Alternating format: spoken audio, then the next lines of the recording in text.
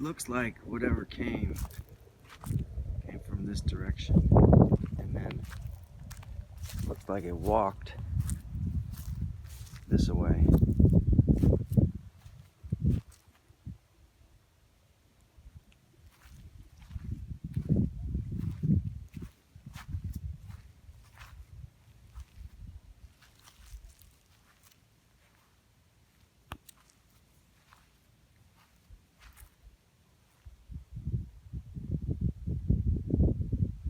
These big, huge prints.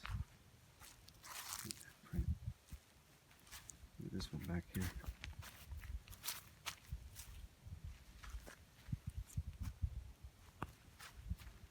Looks like there's more than one. One was small, one was huge.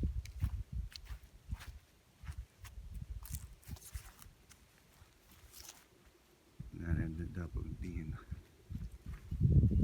whatever the hell that happened.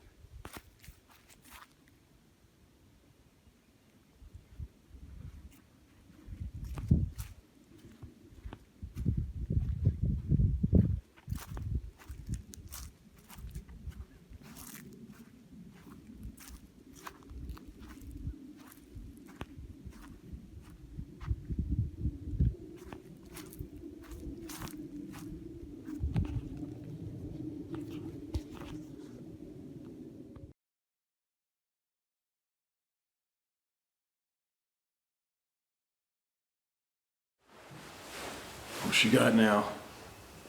Oh my god, that dog. It's going, it's like the Terrible 2 stage of the game right now. Anyway, new day. It's frozen outside. I got so much to do, but I got big news in a way. The room off to the corner here that I was going to make into like a bit of a suite for people to stay over. It won't take me long to get the interior walls insulated. I framed out the ceiling yesterday. I got insulation, I got the lumber, got the ceiling done, and started to insulate and poly the walls to make it soundproof. And then it shouldn't be too long, maybe, hopefully, a few days, and I'll be able to get out of this echoey chamber, get some heat in there. It'd be impossible for me to heat this frickin' shop up. It's not gonna happen. Get rid of the echo, get a little more quality stuff going on, get a nice big table in there, and get it set up. Possibly have some people come over, talk.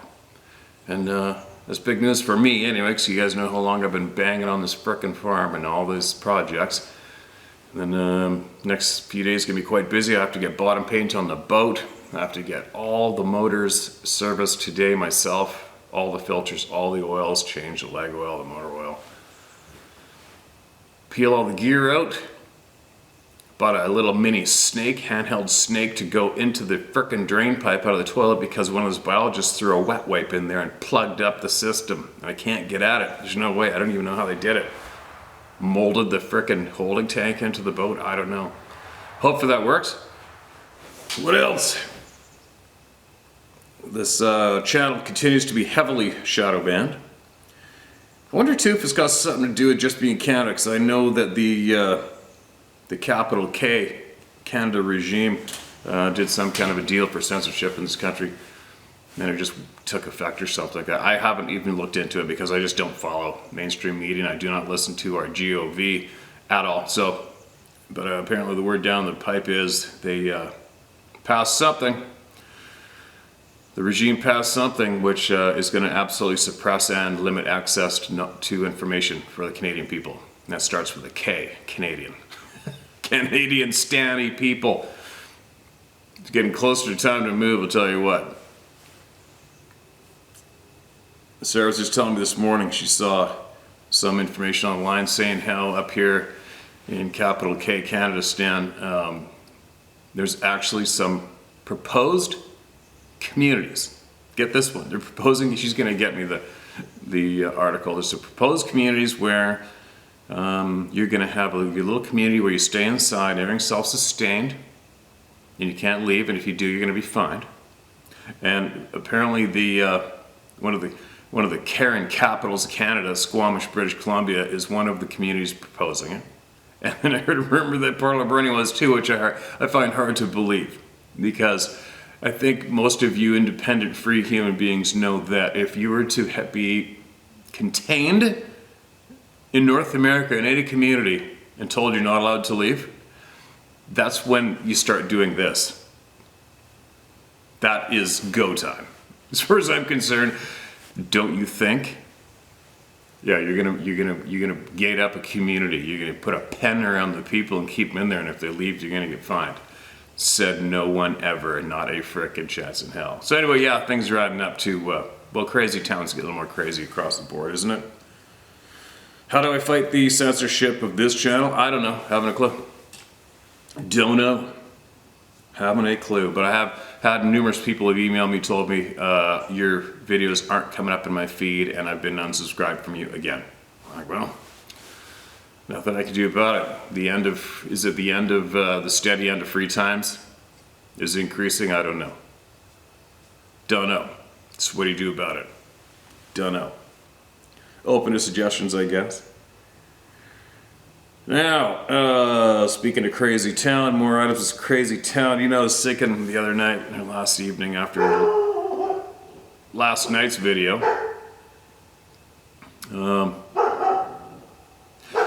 You imagine if somebody came into my yard and discovered, hold on a minute, stay. Anyway, could you guys imagine if somebody found some remains of a dead child on my property right now, buried in an unmarked grave? What do you think would happen to me? Everybody lives here. What do you think would go down on this property? What do you think the results would be? But it's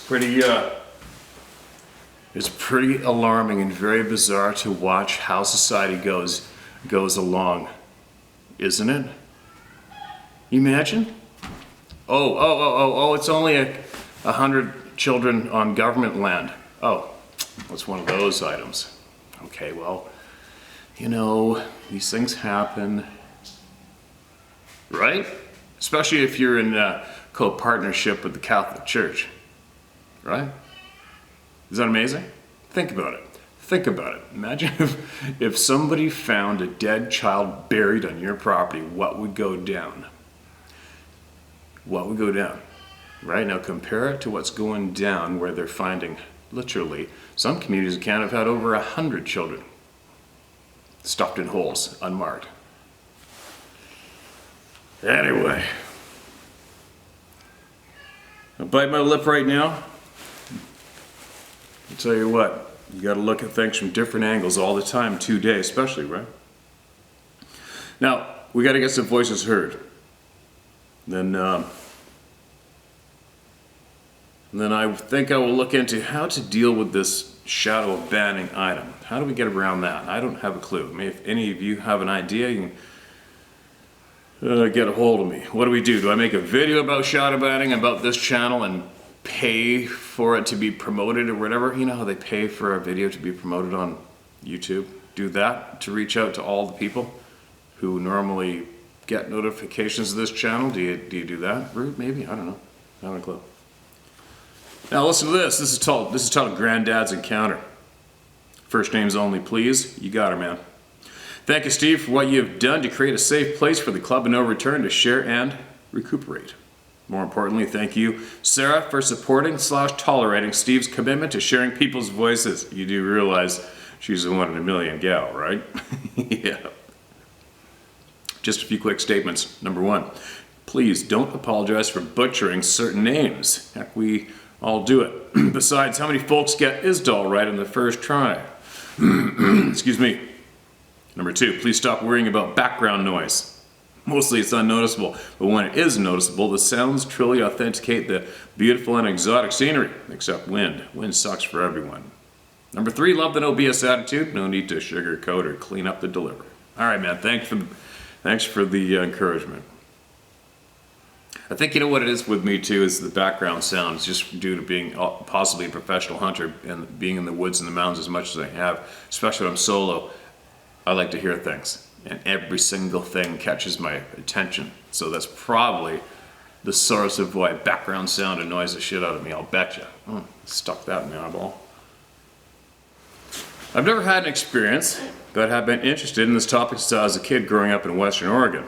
The following is a story I was told by my grandfather Granddad was a master mechanic, carpenter, tradesman, and worked very hard every day of his life. He lived through 2 world wars and the Great Depression.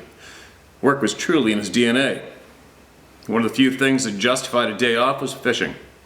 I don't know which lake this story took place at, but it was near the headwaters of the Missouri River in western Montana, no more than an hour from Helena. He told me about a solo camping and fishing trip that he took annually. He had both knees replaced in the mid-70s and struggled a little with mobility. Therefore, his perfect fishing spot would have his truck and camper within 20 feet of the bank. He was fishing, and no one else to crowd in on his spot. On the last night of his stay, he was awakened around 2 a.m. by the locked camper doorknob being jiggled. That would suck. It's like out of every single horror movie script, right? Instinctively, he reached for his handgun. He said as soon as he moved, the jiggling stopped. He did not hear anything from that point on.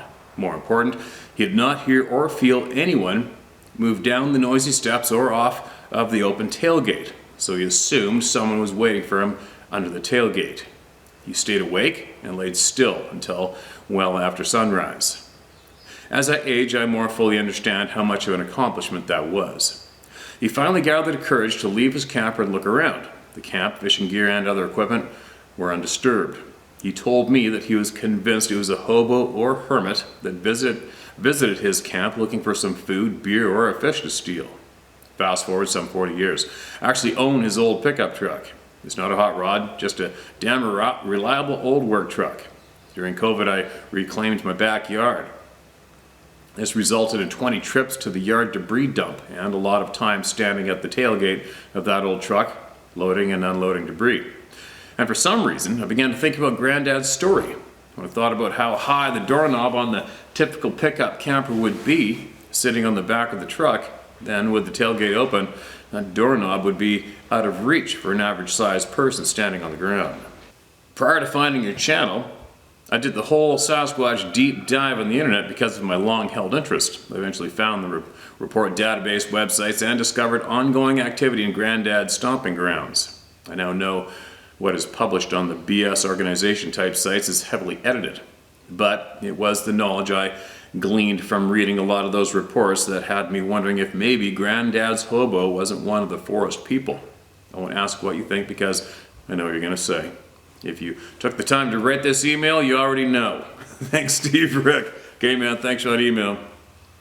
I'm glad you're looking and digging and learning, right? I think the more, if people do come here to actually listen to the people and sponge up what they had to share, they're going to realize that, yeah, the majority of the previous databases are bunk, right? I mean, they're going to report, basic run-of-the-mill hairy things chasing a hunter out of the forest or whatever. But when it comes down to the real meat of the truth and the knowledge, they kept it away from everybody.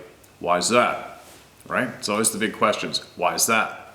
Why? Are you going to look into the answers and try to figure it out? Why?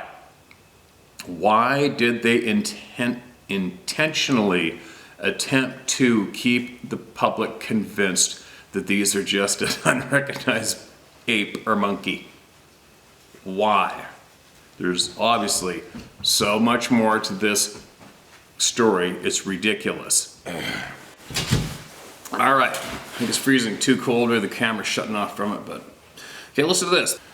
Steve and Sarah, thank you and appreciate all that you do for the How to Hunt family with all my heart. I watch your videos every day if possible. I've managed to get my youngest boy from my first marriage, he's now 26 years old, very interested.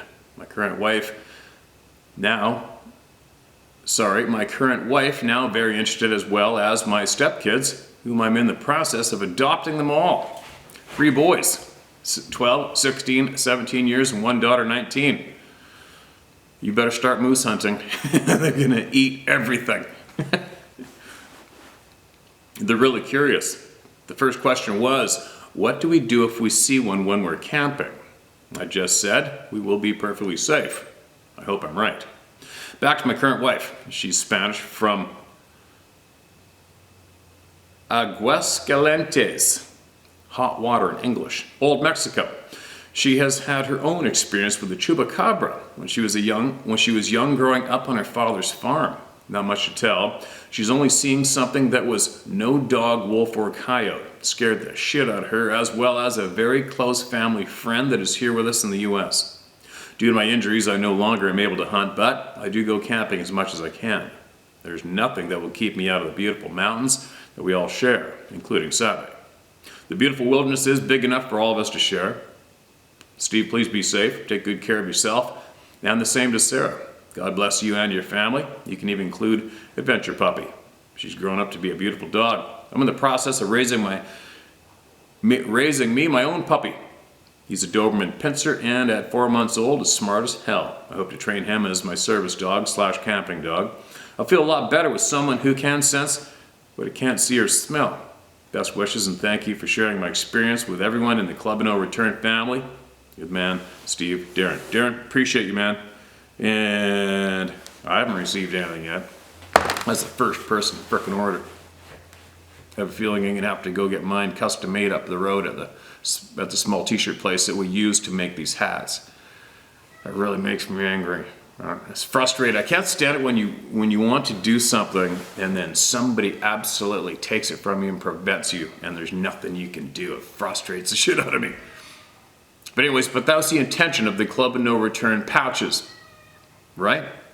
It doesn't have a cheesy Bigfoot on it. There's no cheesy squatching bullshit on it. It's just, once you know, right? You're a member of the Club No Return. And then the silhouette of the image on it is what we all recognize from this channel. And that was what it was intended to do. As I've got some chicken grief. I mean, you're not going to walk down the road with that shirt on, that patch on, and somebody's going to look at it and go, oh, look at, there's a reality TV fan of squatching.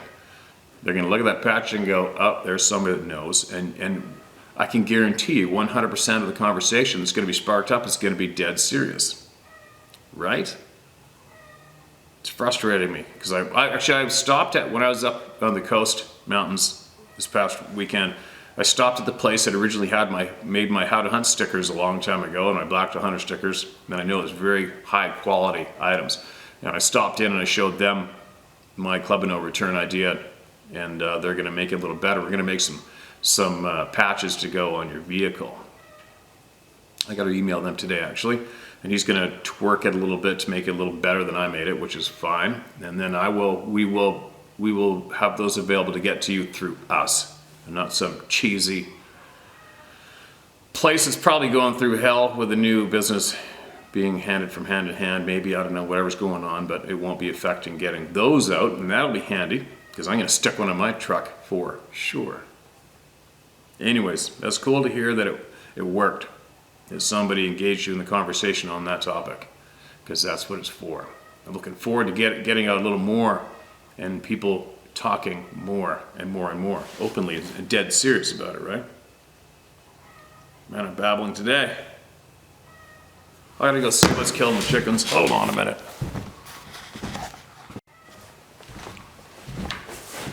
Man, I don't know what's going on out there. There's one rooster's got some blood coming from him. Looks like there's a bit of something went down, but they're all hiding in either one of the coops. And I'm not seeing anything up in the trees. So an investigator a minute ago, all right, everything's cool, whatever, he's not going to die. I think he must have got to fight with the other rooster maybe. And now they're all hiding in the coops again, and I can't see anything above.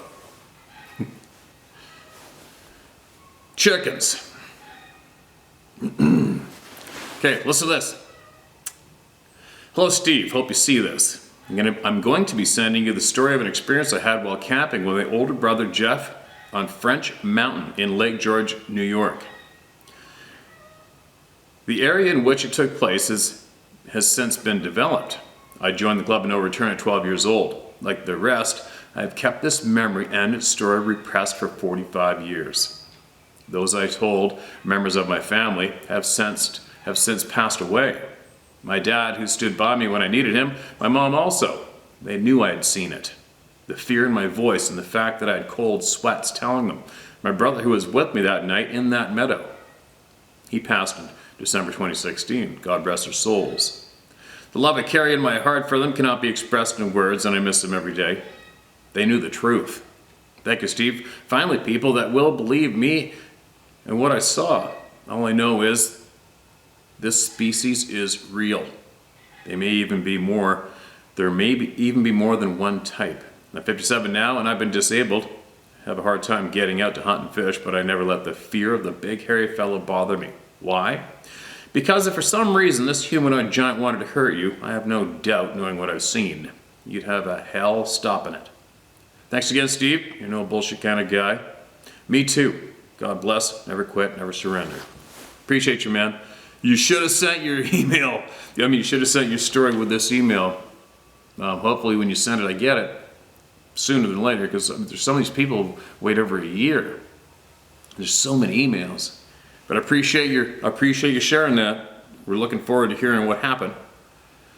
And whatever happened, and you sharing it's going to help somebody else. Without a doubt. Alright, what do we got?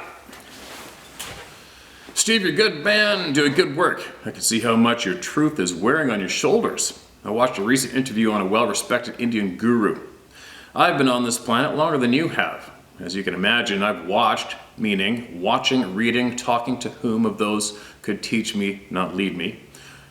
What struck me the most of what he said, teach your body on how one wants to live.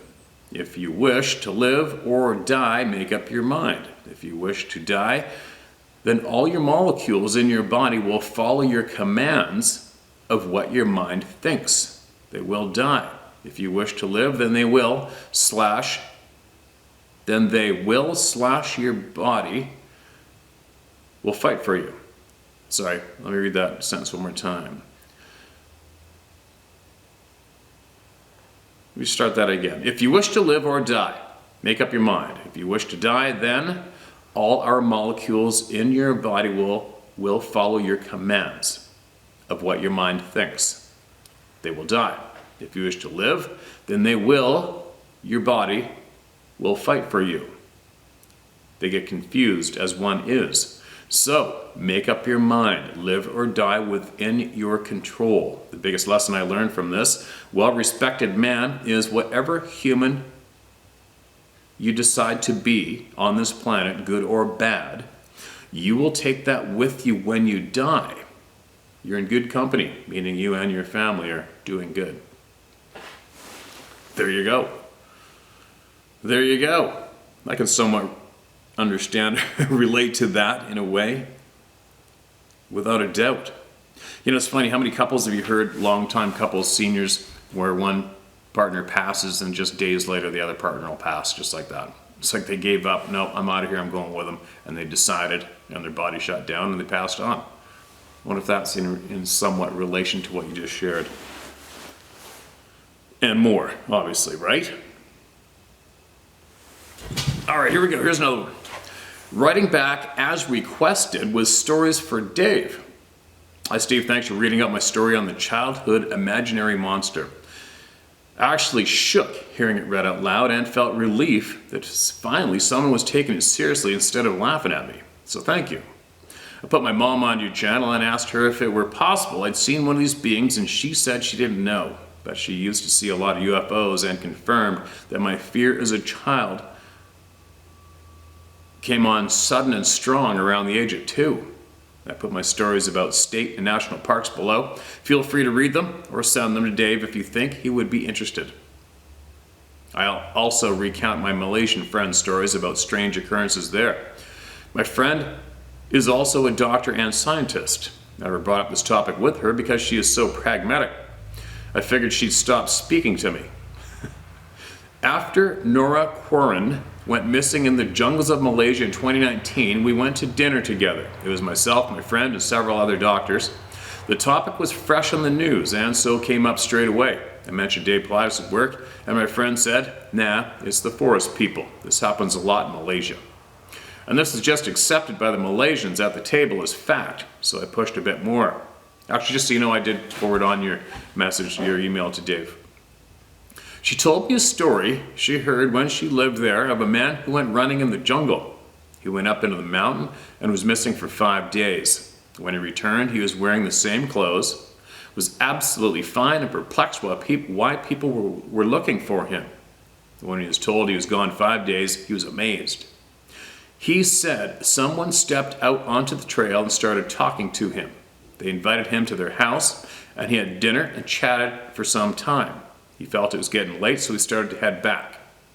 From what I remember, they asked him to stay, and he declined. And that's when he was met on the trail by the search party and told he'd been missing. I wonder if being asked to stay is crucial in this process somehow. If you agree to stay, does that mean you are a missing 411 case? Is there an element of acceptance to this process? One of her friends at the table then told of his brother's experience. His brother was driving home late one night in Malaysia and saw a roadside cafe. It hadn't been there the last time he was on that road, so he stopped. He said he had some amazing food and then drove home. He told his family about it, and they decided to go a couple days later to try the place out. When they got there, it was missing. No sign anything had been there. They told him he'd been duped by the forest people. This is very interesting and creepy.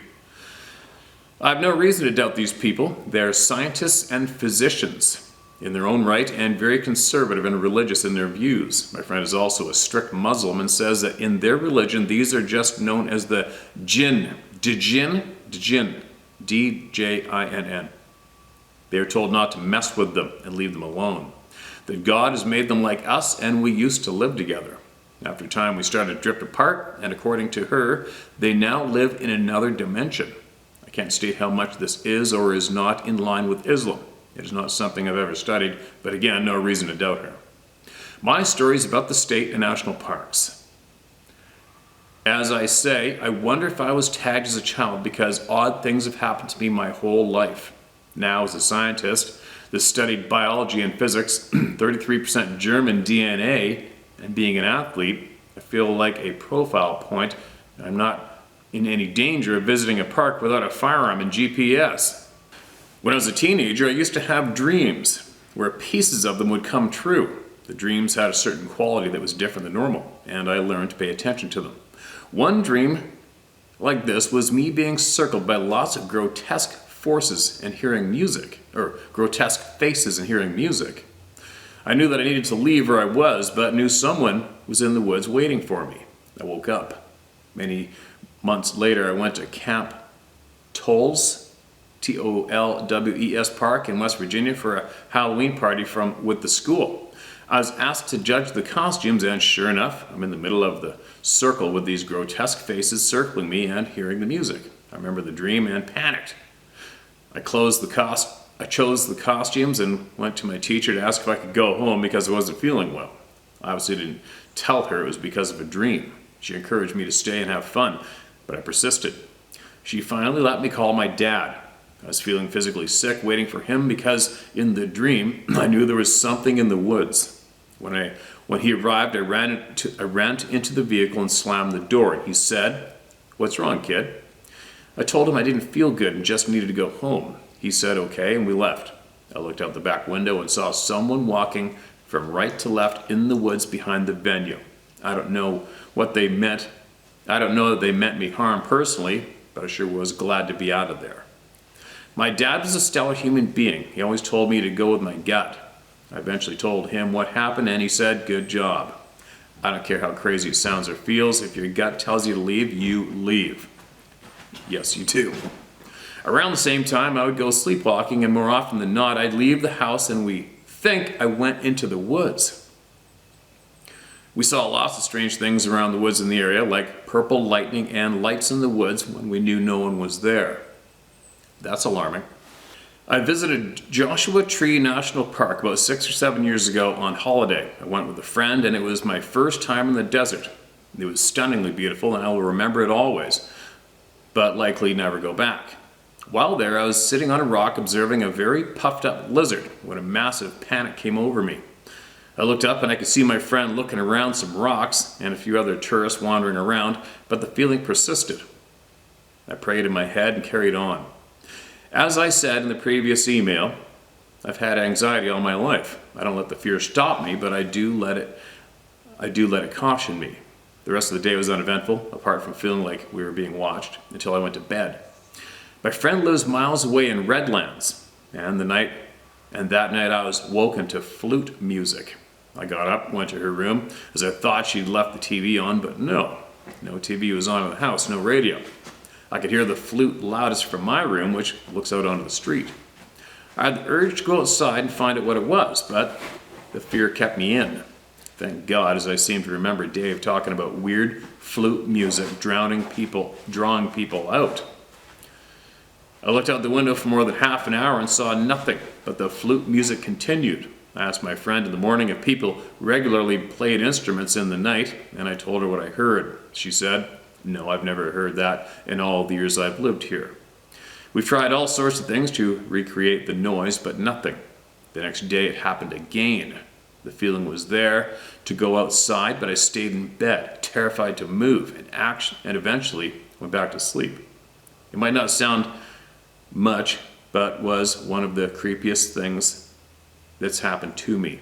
The Pied Piper kept coming to mind those nights, and the thought of music or something that should be comforting, leading you off somewhere to God knows where, was very sinister. Somehow I feel like it was linked to the panic I felt in the national park that day. I've never experienced anything like it before, but I have no desire to visit that park again. I'm not sure if those stories resonate or contain any puzzle pieces, but on the off chance it helps, use them as you will. Appreciate your views and taking the time to read this.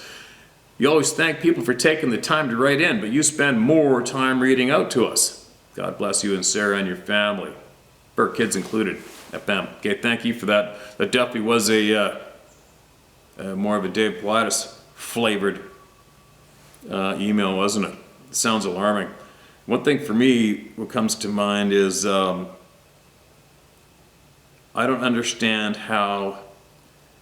Hold on, I gotta find something here, another one.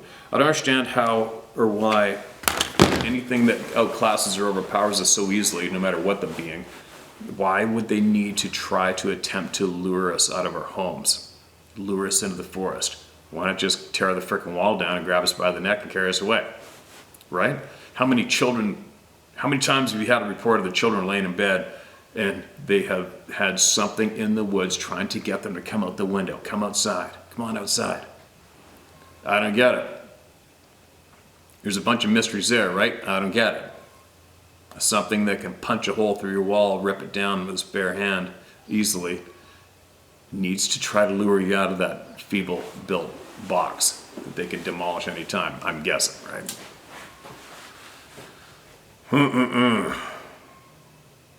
So many mysteries. There's so many frickin' mysteries in our world.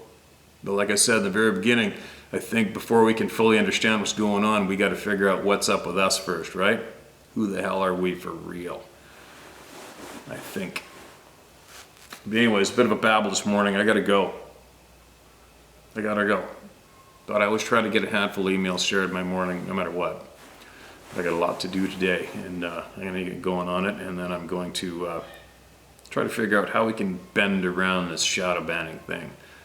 I don't think it's an easy thing though, because they control these roots, right? They control how we all get a hold of each other and what we can share with each other. And if that isn't frickin' alarming, what is? All my life I've known, before the internet, I've known that only the guilty try to stop people from speaking. That's the only people in the world that try to stop another person from speaking is the guilty. So, if you look at that simple rule and apply it to the internet, who controls it, guess who's guilty, right? What are they guilty of? Anyway, it's tough, you know, when you are trying to when you start exposing a truth. I don't think it would really matter which one you attempted to expose first. For me, I really need to get I needed to get the bullshit train stopped when it came to this topic, what's going on in the forest mountains, which happens to be more of a home for me than not. And listening and watching the shit show going on for numerous years with the reality TV losers and others. And I finally said, all right, that's enough of this shit. That's just enough. It's time we start figuring it out and sharing absolute truth and stop this circus train, right? Which we did. But you can't, when you're a fan of truth and knowledge, how do you how do you not eventually go in other directions and sharing other truths? How do you do it? You can't try to eliminate BS in one category and then let BS fly in another category right beside you. How do you do it? You know what I mean? It's tough. It is tough for me to just stay on one straight line and stay focused on there and ignore a whole bunch of other BS. It's a real tough thing to do. I can't do it. And I try to dribble it here instead of just screaming out loud, hey you guys, look what's going on, you know? It's a tough thing to do. But anyway, we'll navigate around it. What am I doing right now? All I can do right now is stay the course, sharing as many emails as I can when I got time while I try to get my other items done, and then I'm gonna take this in another direction, all right? But I just need time. I gotta get my things done, I gotta get this room completed, and then start contacting people and get some one-on-one going on. And I also I haven't looked into the border crossing rules currently in the last few days, but I am going to do it. I'm going south. No matter what, I'm going south. And I'm going to hook up with various names that we've heard here. And I'm going to go. So there you go. And that's going to be one hell of an interesting ride. And while I do that ride, am I looking for some kind of a Sasquatch experience? Not really. If it happens, it happens, but that's not my intention. I can do that here. Right? My intention, I love to see different country. I want to see the land. But for me, I need to see the land. I need to see more land. I need to see more of the real world. The trails, the hills, the game, everything. The air, I want to smell it. And whatever happens, happens. I'm not scared. I'm going no matter what. And then, but I'd like to video document the whole ride as well, and then I can share it with all of you, right? Because not everybody can have that freedom, maybe because they're physically challenged, possibly, but either way, I'm going to go out and I'm going to see it, and I'm going to video record it, and I'm going to bring it to you, all right? And whatever happens along the way, happens along the way. That's enough babbling for me. Time to get rocking this day out.